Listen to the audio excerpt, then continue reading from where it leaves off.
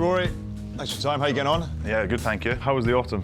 Yeah, there was obviously like frustrations in it. I think the big one being Argentina, and well, similarly with New Zealand, you know, it's games where we had lots of good parts and then obviously came up on the wrong side of the results. So frustrating, but some good things in both those games, and now back into club stuff. How hard is it to come from international setup, to take the lessons learned, I suppose the disappointment of those two games you spoke about, and then to crack straight into Champions Cup rugby?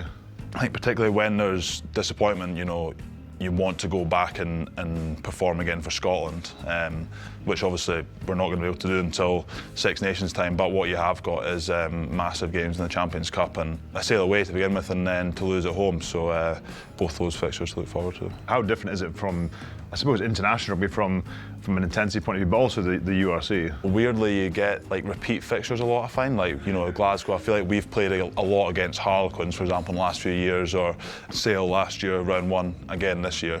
Obviously, Scotland teams have never won, and at the start of a competition, it's obviously a clean slate and everyone's got the ambition to go and do something special or get a cup run or whatever it is, and yeah, there's that sort of feeling of excitement going into it.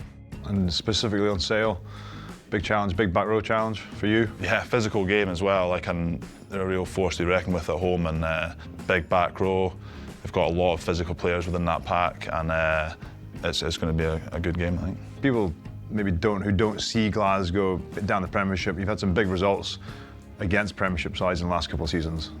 Yeah, at home, you know, and it's something that I've been working on over the last few years. The nature of the URC, or the home and away sort of divide, is massive. It's a real challenge to go and get an away result. Same thing with Europe. So, you know, yeah, to start the campaign with an away game is challenging but exciting. Maybe not an easy question to answer. If Glasgow, like you say, have got to quarterfinals, they've won the URC, they've never managed to push past that.